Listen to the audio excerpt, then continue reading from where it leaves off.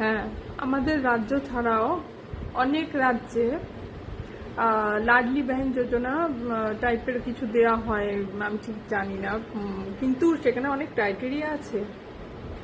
আমাদের রাজ্যের মতো কিন্তু না। আমাদের দিদি মুখ্যমন্ত্রী মমতা বন্দ্যোপাধ্যায় সবাইকে কিন্তু দেন, কোনো ক্রাইটেরিয়া নিয়ে। আর তাছাড়া অন্য অন্য সব জায়গায় স্কুটি থাকলে হবে না, আপনার বরের গভর্নমেন্ট সার্ভিস ছাড়া হবে না, কিন্তু আমাদের রাজ্যে এইটা কিন্তু নেই। অদ্ভুত, এখানে কিন্তু সবাই সবকিছু সমানভাবে পায়।